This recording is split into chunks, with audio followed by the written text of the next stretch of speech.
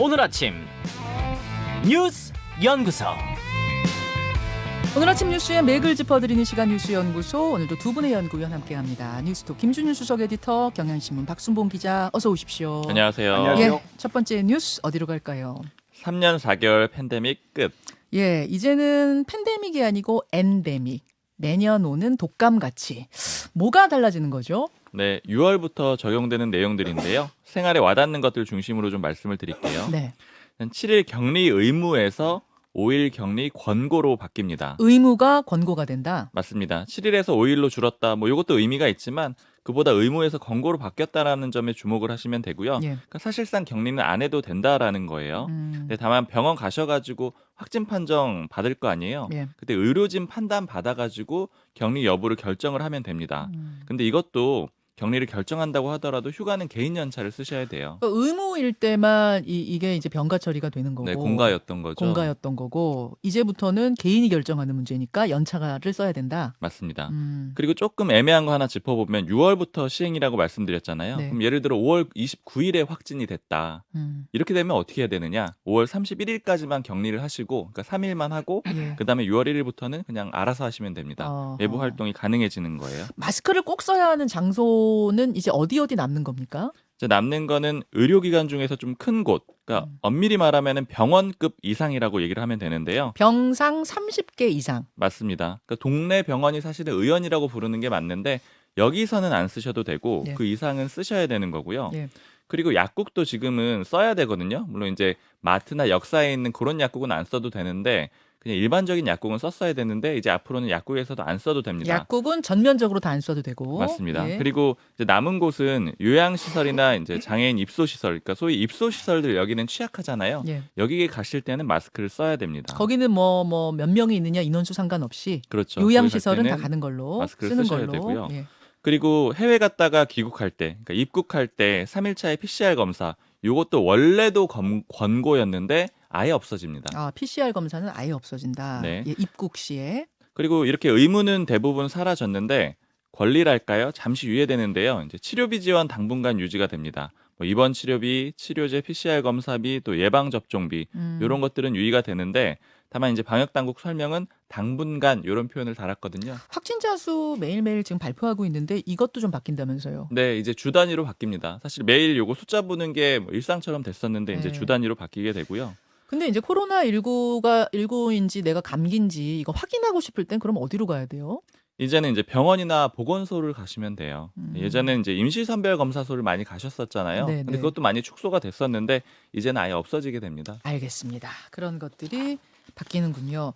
김준일 수석 에디터는 어떤 점에 주목하세요? 일단 이제 격리와 관련해서 이게 이제 소위 말해서 개인이 다 이제 부담을 해야 되는 부분들, 그리고 또 하나는 이게 이제 의무가 아니게 될 경우에 이 부분을 이제 어떻게 회사에서 처리를 할 것인가, 뭐 이런 부분들이죠. 그래서 쉴 수 있는 권리 뭐 이런 것들이 어제도 얘기가 나왔어요. 그래서 지금 중요한 거는 지금 정부는 당분간은 확진 시 격리에 따른 생활지원금을 중위소득 100% 이하 가구 그리고 유급휴가의 지원을 당분간은 유지한다는 계획이거든요. 네. 그래서 이 부분은 아파도 이제 뭐 강제로 나오게 하는 거 아니냐, 이제 이 부분이 가장 이제 뭐 일반적으로 우려되는 거고, 또 하나는 지금 코로나가 어쨌든 지금 확진자 잘 모르시죠, 다들 모르실 거예요. 확진자 수를 크게 예. 신경들 안 쓰시죠? 예, 하루에 8,000명 이상 나오고 있어요 아직도. 아, 그래요? 예, 예. 그러니까 적은 숫자는 아닌데 앞으로 뭐 방역 근데 전문가들 얘기 따르면 한 3만 명까지 다시 늘어날 수 있다라고 합니다. 가능성이 있다라고 당장은? 그래요. 여름쯤에 해가지고 그때는 이제 어떻게 할 것인가,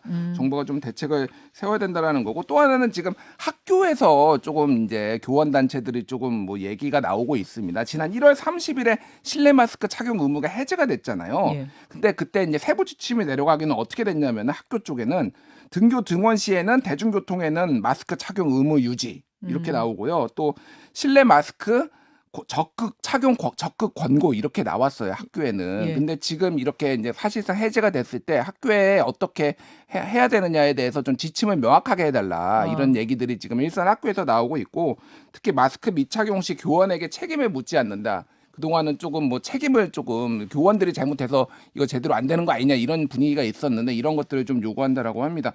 어제 이제 윤석열 대통령이 요거와 관련해서 이제 코로나 사실상 종식과 관련해서 발언을 했던 게 또 정치적 발언 논란이 있었어요. 그래서 지난 정부는 K-방역이라고 해서 방역 성과를 자화자찬했지만 엄밀히 평가하면 합격전 주기 어렵다. 소상공인 자영업자의 영업권 재산, 의료진의 희생을 담보로 했다라고 이제 비판을 했습니다. 그래서 이거에 대해서 좀 논란이 있었는데 사실 윤석열 대통령이 후보 시절에 했던 대표적인 코로나 공약이 두 개가 있습니다. 하나는 50조 원 이상의 온전한 손실보상 이거를 얘기를 했고요. 하나는 대통령 직속 코로나 긴급구조 특별본부 설치 이거 얘기했거든요. 둘 다 공약 파기했습니다. 예. 사실 뭐 이제 전 정부 비판 뭐 하는 이 기조도 뭐 이해는 하지만은 본인도 약속을 안 지켜놓고 지금 남 비판할 거냐 뭐 이런 얘기도 나오고 있어요. 자, 여러분 뭐 이제 코로나 종식 선언은 됐지만 이게 코로나가 사라진다 그런 의미는 아니고 독감처럼 관리된다는 겁니다. 각자 독감 주의하듯이 이제 주의해가면서 개인적으로 잘 챙길 것도 챙겨야겠습니다. 두 번째로 넘어가죠.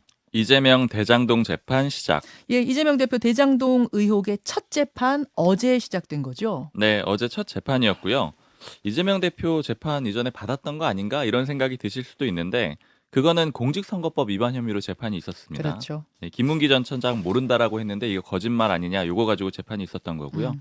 어제 대장동 의혹 첫 재판 이제 공판 준비기일이어가지고 조율하는 날이거든요. 네. 그래서 이재명 대표는 참석을 안 했고요. 그리고 또 측근으로 같이 기소된 정진상 씨도 역시 안 왔습니다.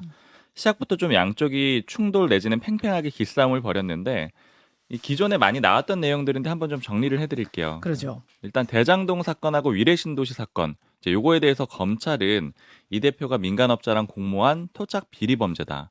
그리고 이 범죄로 인해서 위례신도시 건으로는 대장동 일당한테 211억 원 벌게 해줬고 그다음에 대장동 건으로는 성남도시개발공사에 4,895억 원의 손해를 끼쳤다 이렇게 주장을 하고 있고요. 자, 그러니까 신도시들 개발하는 거 크게 한 덩어리. 맞습니다. 반면에 이 대표 측은 요거는 광범위하게 수사를 해놓고 이 대표가 직접 돈 받았다라는 증거 하나 못 찾지 않았느냐 이렇게 반박을 하고 있고요.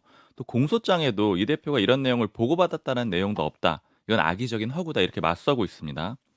그리고 성남FC 후원금 의혹 사건. 자, 한 덩어리는 성남FC 후원금 덩어리. 네, 검찰은 이게 이 대표가 편의를 제공해주고 두산건설 같은 그런 기업들한테 133억 원의 후원금을 내게 해줬다 이렇게 보고 있는 거고요. 내게 했다라고 보고 있는 거고요. 이재명 대표 측에서는 이제 사익 추구한 적도 없고 이게 지금 그 성남FC 잘 되게 하려고 한 거 아니냐. 그러니까 시민들로부터 긍정적인 평가를 받는 일이니까 처벌받을 게 아니라 오히려 추구해야 될 일이다 이렇게 얘기를 했습니다. 그리고 특히 어제 재판에서 이재명 대표의 변호인은 법원을 향해서 정권이 바뀌면 수사 대상이 되고 기소되는 거 요거 감수하려는 장관이나 지자체장이 있겠느냐. 요거 법원이 좀 중심을 잡아달라. 안 그러면 법치주의가 무너질 거다. 이런 얘기를 하기도 했습니다. 예. 그리고 지금 기록이 엄청나게 많더라고요. 재판부에 제출된 기록이 예. 대장동이 200건, 뭐 위례신도시가 50건, 성남FC가 400건 뭐 이래가지고 이게 법조 쪽에 물어보니까 A4 용지로 한 건을 대략 400장에서 500장 정도라 그래요. 이면으로 쓰진 않고요. 그래서 한 20만 쪽 정도 된다라고 합니다. 20만 페이지요? 네. 자료가? 사실 이제 뭐 인쇄하는 데만 1,000만 원이다 이런 얘기도 지금 나오고 있는데 와. 그래서 이 대표 측에서는 이거 보려 그러면은 1년은 걸린다. 그러니까 기일이 좀 천천히 잡아야 된다 이렇게 주장을 했고 그러나 이제 검찰 쪽에서는 중요한 것만 보면 된다 이렇게 했고 결국 최종적으로 법원은 2달 뒤에 다음 재판을 하거든요. 7월 6일에요. 그때 이제 중요한 혐의에 대해서만이라도 변호인 쪽이 의견을 내달라 이렇게 정리를 했습니다. 예, 예. 그리고 검찰이 예고한 증인만 또 100명이 넘거든요. 예. 그래서 재판부도 이거 좀 오래 걸릴 수밖에 없다라는 얘기 했는데 재판을 진행하는데 1년에서 2년 정도 걸릴 것 같다 이렇게 표현을 했습니다. 그러니까 대장동, 위례신도시, 성남FC 이거 결과 나오려면은 한 1년에서 2년. 빠르면 1년, 늦으면 2년 막 이런 거예요. 그렇게 예측을 하는 거죠. 거기에 비해서 지금 선거법 위반과 관련된 재판, 그러니까 김문기 씨 관련된 그 재판은 곧 결론이 나오는 거죠. 그렇죠. 그거는 금방 나오겠죠. 자, 김준일 에디터. 예. 앞으로의 관전 포인트 짧게 짚어주시죠. 예, 뭐 방금 박순봉 기자가 얘기했는데 검찰은 속전속결로 하고 싶어하는 거예요, 그러니까. 근데 이제 저기 이재명 측 변호인들은 이거 뭐 오래 걸린다. 하나씩 보자. 그러니까 지금 세 가지를 검찰이 한꺼번에 다 속행으로 빨리 하자라는 거고 이거는 오래 걸리니까 하나씩 하자라는 건데 왜 천천히 하자라는 거는 아무래도 선거 전에 총선 전에 이게 결과가 나오거나 이런 것들을 조금 막기 위해서 하는 거 아니냐. 정치적 뭐 실제 이제 검토하는데도 많이 걸리는 것도 사실이고요. 예. 뭐 이런 것도 있습니다. 그래서 어제 이제 이 공소장 검찰의 공소장에 대해서 이재명 측 이제 변호인들이 하나씩 다 반박을 했는데 특히 이제 공모했다. 유동규와 이 대표가 공모했다. 뭐 이거에 대해서 날짜를 그럼 특정 좀 해달라. 언제 어디서 어떻게 공모를 했는지 공소장에 다 빠져 있다. 이런 식으로 얘기를 했거든요. 그래서 지금 공소장과 관련해서 뭐 428억 약정설이 뭐 기소장에 빠지고 하여간 이거를 전체적으로만 정치 공동체라서 돈을 이렇게 약속을 하고 받았다 이런 부분에 있어서는 지금 구멍이 많이 뚫려 있는 건 사실이에요, 검찰에. 그래서 이게 유동규의 진술이 상당히 중요한데 최근에 이 공판을 좀 본 이제 기자들이나 그 언론 보도를 보면은 유동규의 진술이 지금 재판부에서 상당히 흔들리고 있거나 기억을 못 해가지고 예를 들면은 정진상한테 돈 봉투 줬는데 이게 비닐백인지 아니면은 그 무슨 쇼핑백인지 이거에 대해서 오락가락 해가지고 재판부로부터 지적을 받았다든지 그리고 이제 별건이지만은 이제 공직선거법 위반해서 김문기랑 같이 보고 들어갔는데 이거에 대해서도 이제 본인이 기억을 못 해가지고 무슨 보고였냐. 그래서 이재명 대표가 직접 이제 반박을 하고 뭐 얼굴이 붉어지고 막 서로 뭐 이런 고성이 오가고 막 이런 사건도 있었거든요. 그래서 유동규의 지금 증언이 얼마나 일관되게 재판부가 인정을 해주느냐. 이게 지금 상당히 관건이 될 것 같은데 이거는 워낙 뭐 길어서 이제 뭐 하나씩 좀 봐야 될 것 같아요. 일단 자료만 20만 장이다.